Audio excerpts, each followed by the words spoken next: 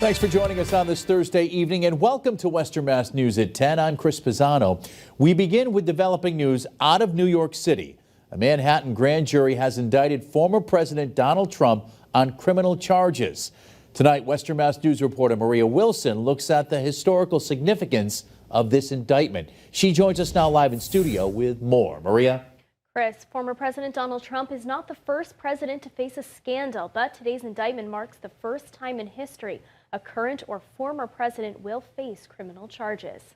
What happens if the former president goes to jail? Former President Donald Trump was indicted by a Manhattan grand jury on Thursday in connection with his alleged role in a hush money payment scheme that involved paying adult film star Stormy Daniels $130,000. This marks the first time in American history that a current or former president will face criminal charges. Western Mass News brought our questions to John Back, who is a history professor at Western New England University. The charges against the former president are very serious, not just for his own personal liberty, his own life, his own future, but for the very nature of American law.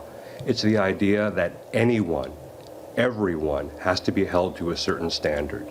Back says the former president was able to avoid litigation while in office. But despite these charges, Trump's road to the White House is still possible. We're facing the real possibility, unlikely as it sounds, of a White House arrest. Back says even if Trump is found guilty, that alone cannot stop him from running in the 2024 presidential election. He can be president from jail.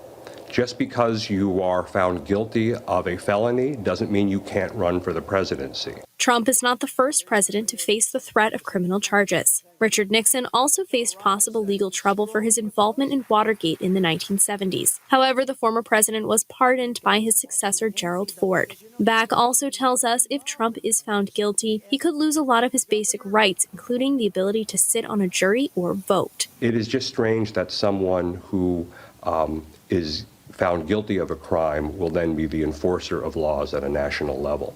But our system allows for that. Back tells me this process could take months or even years to fully play out. In the meantime, former President Trump maintains his innocence, calling the indictment a political persecution in a statement. Reporting live in studio, Maria Wilson, Western Mass News. Maria, thank you for that live report.